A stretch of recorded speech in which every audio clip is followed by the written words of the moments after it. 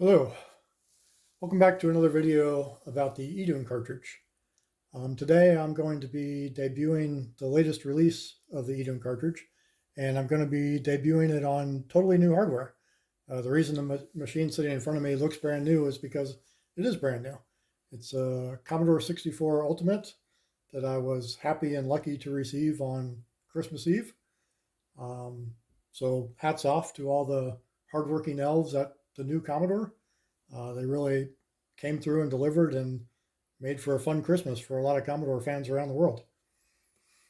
Um, so there are some pretty significant changes with this latest version, besides support for the Commodore 64 Ultimate. And I'm going to go over those. And I'm going to try not to be too redundant to content that you maybe already seen in my other demo videos. But just to kick it off, I first want to describe the hardware setup that I've got. So Commodore 64 idun cartridge, which is positioned vertically because I'm using a 3-port expander, like a cartridge port expander. And also shout out to the maker of this idun cartridge case. It's a very cool case available on Tindy from user Old School. And what else? I don't have anything connected to the C64 Ultimate besides the cartridge and the HDMI and audio. I'm not using any internal SD card or USB. So all the programs and data that I'm demonstrating, it's all stored on the idun cartridge storage. And yeah, so with that, let me first describe what you're seeing here. So this is the new way that the idun cartridge boots up. It initially boots into a Linux shell. And you can see right up here in the upper left, it says bash, because it is indeed running Linux bash. And it also provides this output from a program called ffetch that basically describes the overall specifications of the system. And you can see the machine we're running on is a C64 Ultimate. We got 4160K of RAM. We're using the soft 80 display. Another thing that should jump out at you is this is 80 column text. It's a software 80 column text that's done in VIC2 bitmap mode. You can also see that we're running an Arch Linux ARM derived distribution, and it's kernel version 6.6. So not only is the Commodore keeping up with you now, it's also keeping up with modern Linux kernels. And it also tells you, memory free and used, disk space free and used. We're using the standard Raspberry Pi 02W, which is the recommended Raspberry Pi to use for the idun cartridge, although it will work with others. And yeah, it doesn't tell you how many cores you got, but if you want to see something like that, you can use a default installed idun-cart program, standard Linux program, and just do idun-cart -C. And now that will tell us our CPU is a quad core model, that it's a Cortex A53 variant running 32-bit mode at 700 megahertz with a maximum speed of 1000 megahertz. And it even shows you the current speeds of the 4 cores.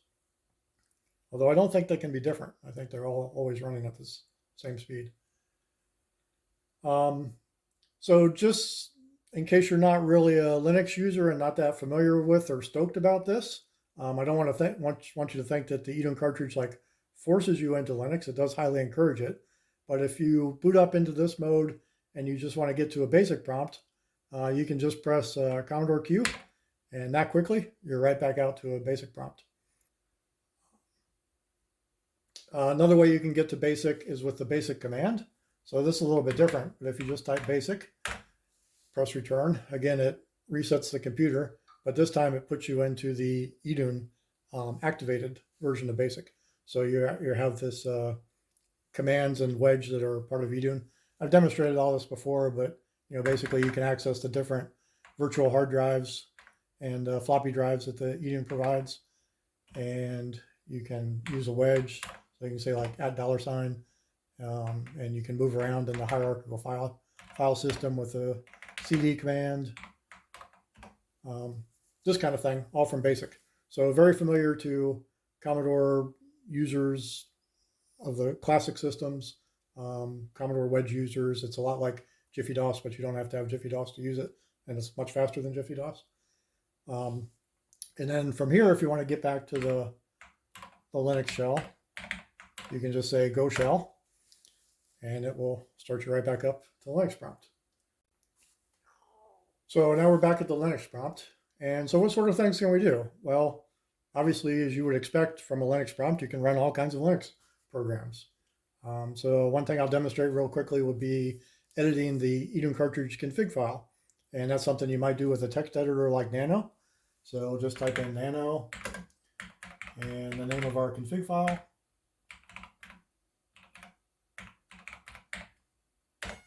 And it comes up, and you can maybe see it's a TUML style file, which is kind of similar to an INI file.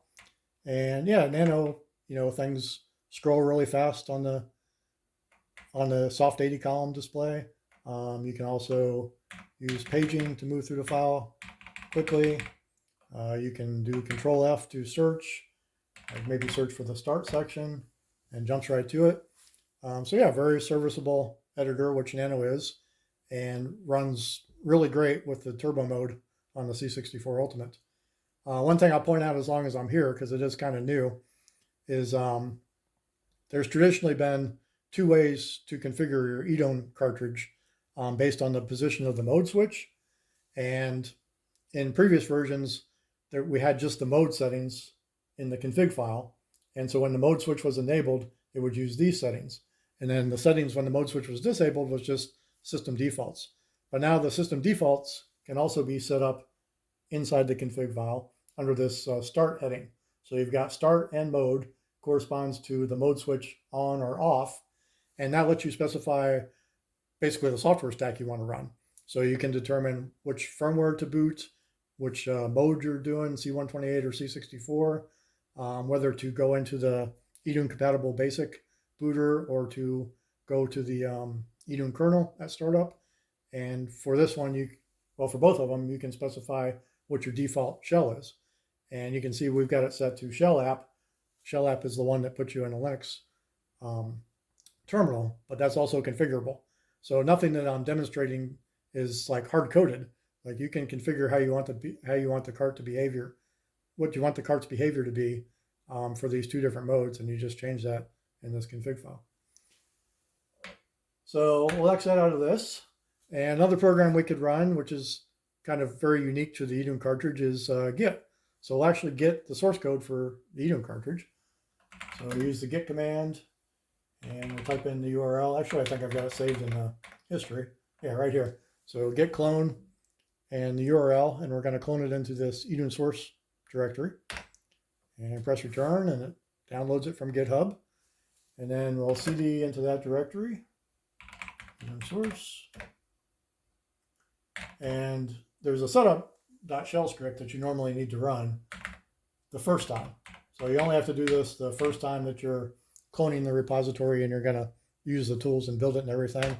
And reason being is that it's going to install some additional kind of optional packages. So it's going to tell you that you need to install Acme. That's the Acme cross assembler for 6502. Something called basic text, the idun CCC C compiler, and some fonts and other stuff. And you can see it says reinstalling for all of them because I've previously installed each of those. So I'm just going to say no and skip reinstalling them. And then if you change directory to the CBM directory, this is where the source code is, and you just type make, then it will run Acme. It'll make all the source code, and it's installed on the cartridge. This new version, the latest version that I just grabbed from GitHub. So then now we're running the absolute bleeding edge of the idun software. So that's another thing that's pretty unique to idun is, you can grab and build the software for the cartridge right on the cartridge, and yeah, it's active immediately. So another thing we can do here is let's show some more like code editing type of workflows. So we'll go up a level into the samples directory, and we've got some program code in here.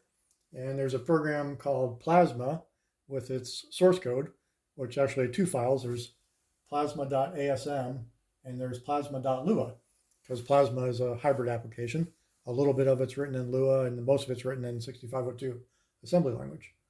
And we'll use another editor because it's got 6502 syntax highlighting, believe it or not. So this Joe editor, so we'll do Joe plasma.asm. And so again, you have a nice, pretty fast editing experience right here on the Commodore. And you can see you've got syntax highlighting. It does look a little bit weird.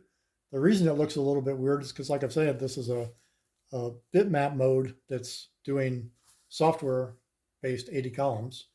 So you do get 80 columns of text across the screen, but you still only have 40 columns of colors. You still only have that many color cells because that's part of the hardware. That's the color RAM. So since you can't necessarily put three characters next to each other and then a black character, you have to transition the color. And so it basically the first two characters of the mnemonic show up in the intended color, and then you get green on the third one. So it's a little weird, but it's still quite usable, kind of charming looking. It looks retro, as it should. And well, we'll go ahead and change something while we're in here, since we're going to build it anyway. So up at the top, which is Control KU, take you to the top in this editor. There's this debug constant, and we're just going to change this to a 1 to enable debug, or enable the raster lines to basically show you how much of the cycles you're using drawing the display. And so we'll save this. So Control K quit, and it asks you to save.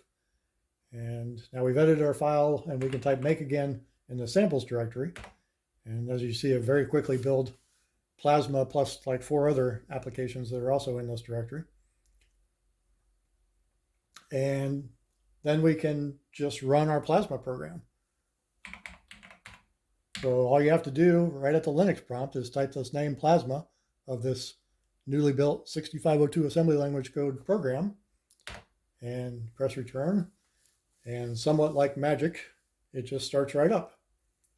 So yeah, before obviously we were running in a modern Linux environment, and we were running things very fast, like compiling code very fast, because we're using our up to 1000 megahertz ARM CPU on the Raspberry Pi to do that. And then if you just type a command that happens to be a Commodore 6502 program, the shell is smart enough to detect that and knows how to communicate back to the Commodore to say, launch this program. So it loads it into memory and launches it. And here we have this kind of demo-ish Plasma display, and all this white stuff at the bottom. That's what we turned on by enabling the debug. And when you're done with this, you press any key to exit. So I'll just press the space bar, and it instantly drops us right back into the Linux shell. So I hope you see it's pretty seamless and transparent. I mean, it really is like you're running modern Linux on the Commodore. In this case, it's a modern Commodore, but it also works on the Commodore Classic machines. And yeah, so start idun programs just by typing the name, and it launches it. So that's pretty cool. So Plasma is actually classified as an idun tool, which means it's designed to run from the command line. It can even take command line arguments. Like if I do plasma /?, it'll tell me that there's some arguments available, and I can pass those arguments to it to change the type of computation that's done in the Lua portion of it, and it can change what the output looks like. But there's also another class of idun programs which are called apps, and apps are a little bit different because they overwrite the shell. So when you start an app, it actually erases this shell app that's currently running. You only have one app at a time. An app can run lots of tools, but there's only one app at a time. So to start another app, like we'll start the arcade app, just type go arcade. So because it's arcade.app is actually the file name, you don't have to include the .app portion, but you do have to prefix it. You do have to use the go command to launch it. So you do Go Arcade, and it loads this totally different user interface, which is designed for launching games, obviously. And I've demoed this extensively in other videos, so I'm not going to spend too much time on it. But I will reiterate that just like the Plasma app we were just looking at, this is also a hybrid app. So in this case, most of it runs on the Raspberry Pi as Lua script.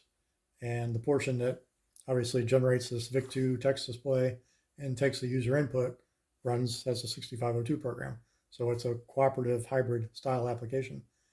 And you can see that if I just start doing the search, because there's hundreds of programs here. And you can see as I scroll through them, it very quickly updates the information on the right. So lots of data available coming from the Lua side to populate that. And if I type like FROG, like it'll instantly find the Frogger arcade game. And if I back with just FRO, it'll find everything with FRO. FR, it'll find all of those. So yeah, you've got this fast fuzzy finding, and I can even just type arcade.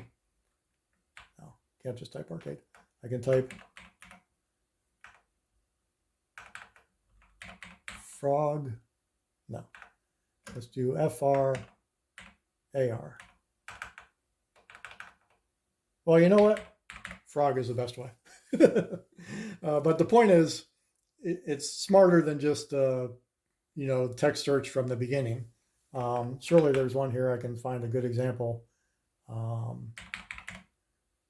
Okay, so Roid. If I type Roid, it finds all these games that have Roid in the name or something very similar, like Markanoid, not quite Roid. So it's this fuzzy search, and this all runs in the Lua script side, and that's why it works so well. And then when you want to start your game, you just press return, and it shows you this little disk icon over here because this is actually a D64 disk image. So it opens up the D64 disk image, and it shows you the contents, which is this Frogger Arcade Plus program. And then you just press return again, and it very quickly loads the game. And this one's a trained version, so it's got a little intro screen. And it's also got some title screens. Very nice looking Frogger Arcade title screen. And does some more decompressing. And shows you this homage to Digital Monastery. And then finally you get to the trainer screen where you can enable trainers. Oh yeah, infinite lives, yeah, infinite time, sure, invincibility, yeah. Level skip, sure, why not? And then you get to Frogger.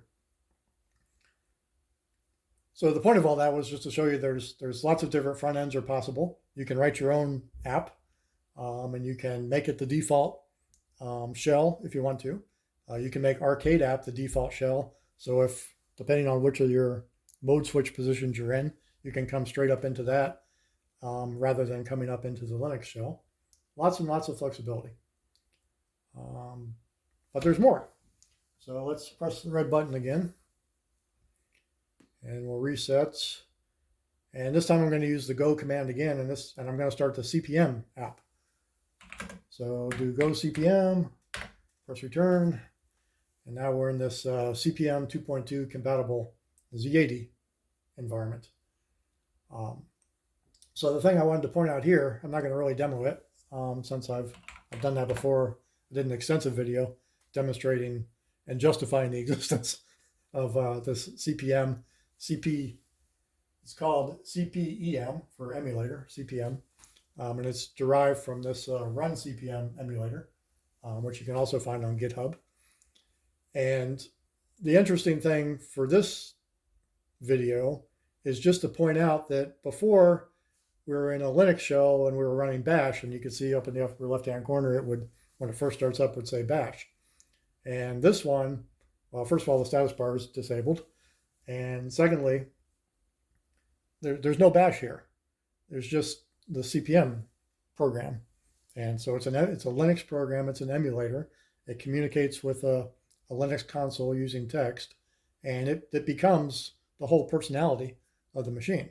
So if instead of starting bash, you just start CP/M, well, you've got access to a whole different environment, and it's just modern Linux software. It's just CP/M derived from run CP/M, running on the Raspberry Pi. So if you can imagine any kind of text-based application that you want to port over or write from scratch that would run in Linux and using any language you want, write it in Python if you want. Um, it can take over the machine by just wrapping it in one of these apps, and then you just go in the name of your app, and this is what you get. And yeah, I won't belabor the point any further. Instead, let's just reset again. And yeah, let's talk a little bit more about programming directly on the machine or in this environment in general. So I mentioned Python a minute ago, and that's also here by default. If you just type Python, you'll see it opens up the REPL for Python 3.12. And we can, write little test scripts in here. We can do stuff like, we'll do the obligatory for n in range 10, colon. Don't forget to indent because it's Python. And we'll do a print hello world.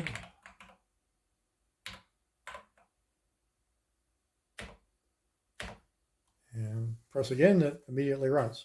So yeah, your first Python program, hello world program within the idun shell and using completely modern Python. I mentioned Lua before, and Lua is right here. So you can type Lua just like Python. And you see we got Lua 5.4 installed, and it takes you right to the REPL. But this is not the Lua that you want. So we'll get out of that. What you really want with the idun cartridge is emlua. So emlua is the Lua that's built into the cartridge software, and therefore integrated with the cartridge software, and therefore integrated with the Commodore.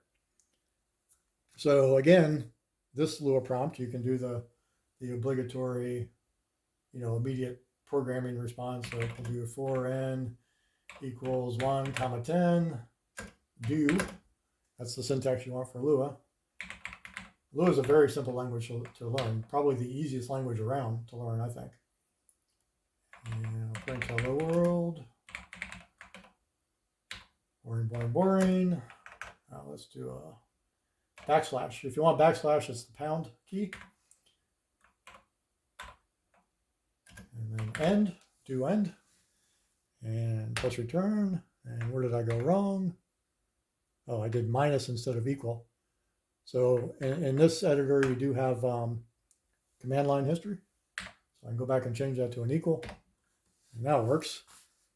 But what's really cool about emlua is there's other stuff in here you can access that's built in and integrated with the cartridge. So if you type M8, for example, it'll show you the contents of the M8 module. And you can see there's things like mailbox and load. And if you type sys, it's another built-in module, and it's got stuff like loader and shell. And I'll let you in on a secret. So part of the way that this integration works, the way that this Linux shell is able to communicate with the Commodore side, is it actually goes through the Lua interface. It actually uses this sys.shell function. So I can do it from right here in emlua. If I type sys.shell 0 and then the name of the program, we'll use liner. So liner is a built-in Commodore program that's a simple screensaver. So if I just type this command, sys.shell with liner as the active parameter there in the middle, and press return, and yeah, so it starts up this graphical VIC2 application. And another thing to point out here is, so the turbo mode that's activated by idun on the 64 Ultimate cranks it all the way up to the maximum speed, which is 64 megahertz. which is too fast for programs like this. If this was still running at 64 megahertz, the thing would be zipping around the screen at a silly rate, not this nice, enjoyable kind of hypnotic rate. So this program makes a system call that dials it down to 4 megahertz. And so it's running at 4 megahertz now. And when I press any key to get out of this, it'll set it back up for 64 megahertz and drop us back into the shell. So that's all integrated into the idun software. You don't have to know too much except how to call the new ACE turbo controller API, and you can control the speed that your tool runs at. Meanwhile, when the normal shell stuff is running, it just runs at full speed, maximum speed. So staying on the Lua topic just a little bit longer here. It is nice to have help when you don't know what all the commands are and you're a new user. So there is a help command. You just type help and return, and it shows you the non-Linux commands that are built into the shell. And so most of these are idun tools they're Commodore programs that run on the Commodore side. Some of them are Linux tools that run on the Linux side. And the help program itself is actually implemented in Lua. So there's another example of how you can write a Lua script and easily access it by just typing the command help. So let me point out a couple of key commands here for continuing the demo. There's one called fcd, which is a fuzzy search directory. So just a fast finder for directories. And there's also ff, which is fuzzy search for file. So a fast finder for files. We already talked about mlua. And there's also show KOA, which displays koala image files. And yeah, so let's demonstrate some of that. Oh, and run. Very important command, run. Right here, load run native program. So there is a run command, and that's how the shell differentiates between you're starting something that's designed to run under idun versus you're just starting some legacy Commodore program. And if it's a legacy Commodore, native program, then you use the run command. So if you want to learn more, you can just type the name of the command and it will show you more information. And you press Q to quit. And yeah, so let's first use this fcd, fastcd, and we'll do fastcd KOA. And you'll see, first of all, it caches everything in my home directory so that when I do it a second time, it's even faster. And it takes you directly to this path that it found. So it goes to home, idun base, pix, KOA. And you can type ls to see what's in that directory. It's a bunch of koala image files. And if we want to, let's say, show any one of them, we can do show KOA, and we'll do the King Tut one. And you do have tab completion too, just like most bash shells, although you don't have a tab key on your C64. So what do? You press Control I. Control I is equal to tab, and we'll complete the line for you. So show KOA King Tut, press return, and it shows this nice koala image very quickly. And this show KOA tool just waits for a key press to exit. But you can also do something a little bit more sophisticated. Like if you look at this, so we've got two files, King Tut 1 and Night, that both start with K. And we don't really have to use the show KOA command because the shell is smart enough to figure out these are KOA image files. Therefore, internally, I'm going to use the show KOA command.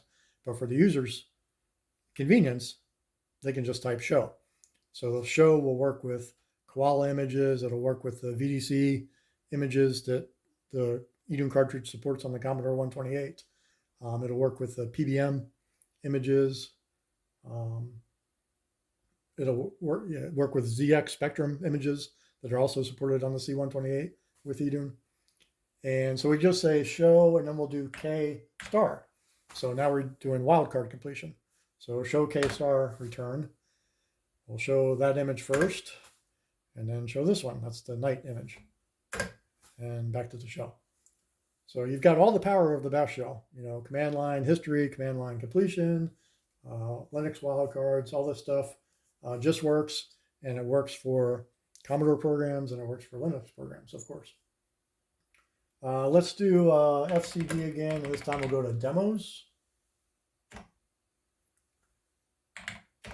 And you see there's a few demo files here. A couple of them are .prog, so obviously native Commodore programs.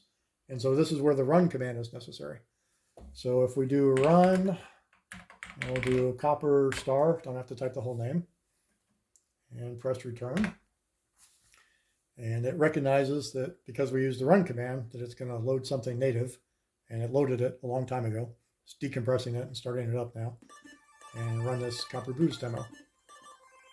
And the only way to get back out of this is to press the reset button. And just like that, we'll be back in the shell. We ran that Frogger arcade game earlier, and I've actually got 2 copies of that on my C64 here. If I use FF, the fast finder, and I type Frogger / the pound key again, arcade, then it finds this other Frogger arcade 2016.crt file in the oneload64 directory. So if you're not familiar, oneload64 is one of these big archives that has a whole bunch of Commodore games in the CRT cartridge format. And they're nice because they load really quick. And normally this would be a problem with idun, because idun doesn't have the ability to just load any old CRT cartridge image. But it's a brave new world here because we're running on the new Commodore 64 Ultimate, which has excellent capabilities to run virtually all CRT image format files. So again, we use the run command. And this time we're going to type run, and we just do Control-I, and it instantly fills in the Frogger arcade name that we just found. So when you do FF, it caches whatever it found, assuming it found something, and then you type run and tab or Control-I for completion, and it puts that cached name in there for you. So when we press run, amazingly, it pops right up. And this is the CRT version, so it gets into the game a little bit quicker. It doesn't have the trainers, can't do invincible frogs with this one. But yeah, basically what happened was the idun cartridge shell software communicated to the Commodore 64 Ultimate, actually over the network, because they're both connected to the same LAN. I've got my idun cartridge connected through wired. Well, it's connected to power, which also has a USB port and an Ethernet port. So I've got wired Ethernet supplying my idun cartridge, but it could be on the Wi-Fi as well if you wanted to go that route. And then for the C64 Ultimate, I actually do have it on my Wi-Fi.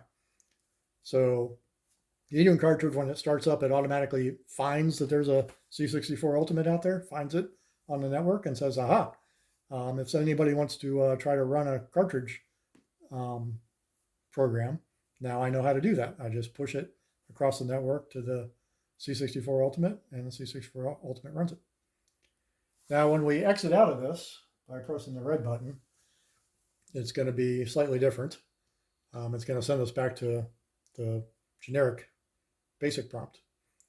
And this is because the C64 Ultimate is now having to toggle between an internal cartridge, the CRT image that we fed it, and an external cartridge, which is the real life cartridge, the idun cartridge that's connected.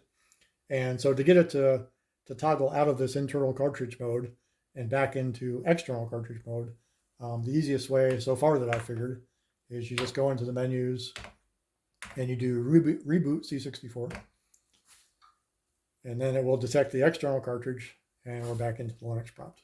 So key safety tip there for people using idun on a 64 Ultimate, at least until I figure out a better way. When you switch between internal cartridge and external cartridge, that's what you have to do.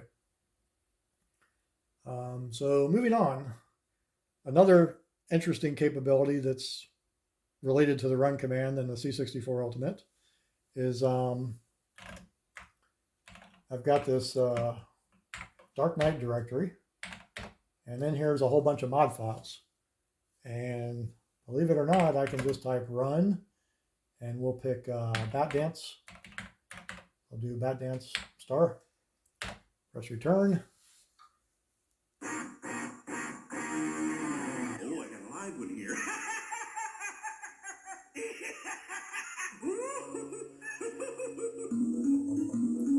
So now we're playing this mod file on the sort of hidden, although I'm sure a lot of people know about it, mod player that's built into the Commodore 64 Ultimate. So again, the run command, it's smart enough to see, oh, it's got a mod suffix. That's not something I can handle, but I've got a Commodore 64 Ultimate connected. So I'll just push the data over to it. And so it pushes it over and starts the mod player, which is actually like another internal cartridge. So you'll see if I press the reset button here, it's going to do something similar to with the Frogger Arcade. It's just going to reset right back into the mod player.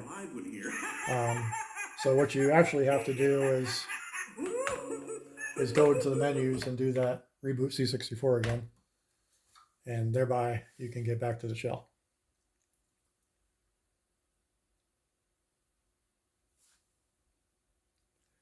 So that's pretty much concludes what I want to demonstrate on the C64 Ultimate itself, although I'm going to continue with the demonstration and show you a little bit about what's new with this latest release on the C128 and in terms of like remote control from a PC.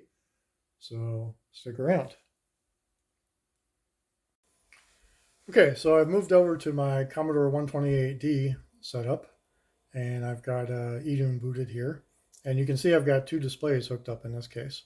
I've got a CRT monitor and a flat screen. And the flat screen is connected to the HDMI out on the idun cartridge on this computer.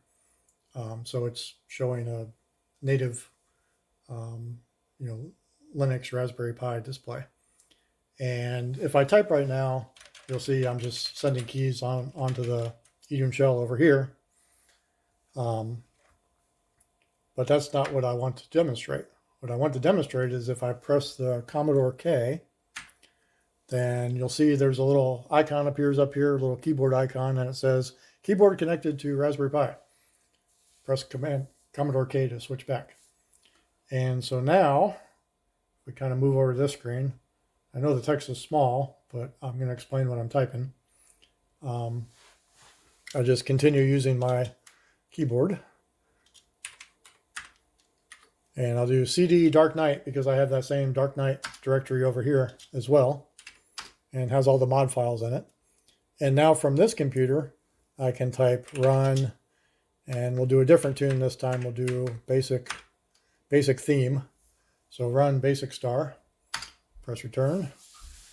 Basic theme number 1. And you'll hear that behind me on the C64 Ultimate, that mod player has started up and is playing that tune. So yeah, any idun cartridge on any Commodore anywhere on the network can control the C64 Ultimate and tell it to start the mod player or to start a CRT game or whatever you like, just like I was doing locally before.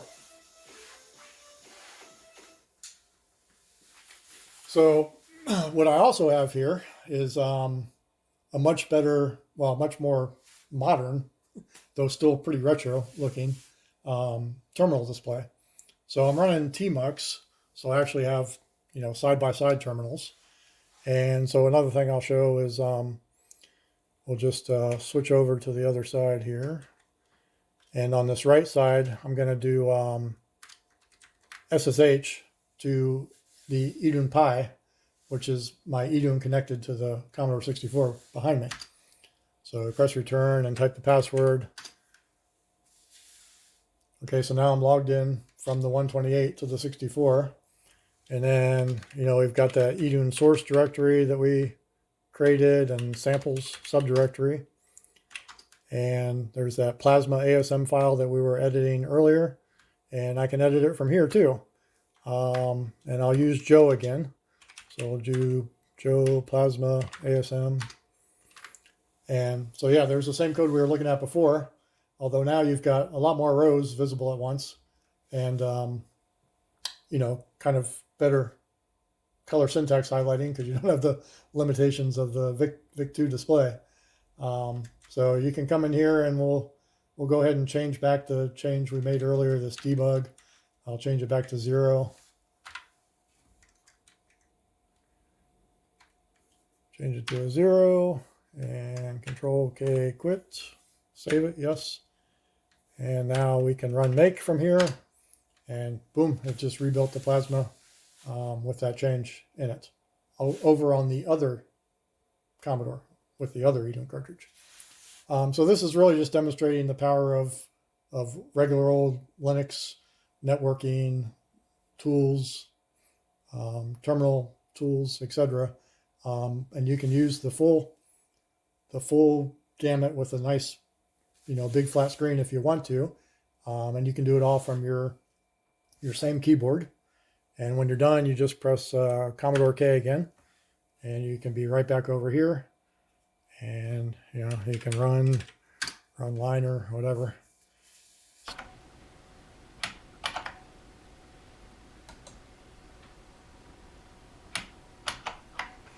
So the final thing I wanted to demonstrate is just using the desktop web browser to remotely control and remotely access the idun cartridge.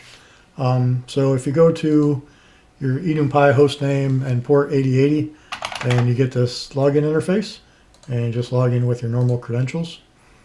And you're in this nice kind of web-based file browser, which allows you to do things like, well, you can navigate into folders, and you can select 3 or 4 files if you want, and click the download button. It'll automatically zip the files up and download them to your PC. You can also upload files just by dragging and dropping, or by clicking on, you know, new file, new folder. Basic, you know, web-based file management. So that's convenient. Another thing you can do, which is really useful for eating, is you can edit files. So if we go to the .config directory and we go to our idun-rc config file, then make it a little bit bigger. As you can see, you have a nice, you know, syntax highlighted copy of the toml config file, which you can edit right in place here, and then just save it by clicking on the cute little disk icon over here. And not just config files, you can also edit, you know, source code files like we were doing directly on the device earlier. If you want to do it from the PC instead, from this web-based interface, we can go, for example, into idun source and samples, and we'll go to our plasma code again, like plasma.lua this time, and you can see you got the syntax highlighted Lua code, which you can edit right in here. So that's nice. The main thing that's new with this latest version is the shell. The web shell has been updated. So if I'll go to the OneLoad64 directory, and if we scroll through here, you know, we got hundreds of games in CRT format, but you'll see there's one 1943.crt. And if you just click this little shell looking icon up here on the right, then it opens this additional pane. And again, you have a help command. So if you just type help, it'll show you the commands that are available. So it's much more limited than the actual Linux shell on the Commodore, or, you know, from a remote, you know, SSH or something, you could use most of those commands. Here you can just use this 10 or so commands, but it does let you do stuff like, you know, see the catalog of your different disks and mount different virtual drives and disks and start programs. And so if we want to start this 1943 game, then we just use the run command, very similar to in the Linux shell, and type the file name, press return, and I can see it's already loaded up on the C64. In a minute it'll start playing the music.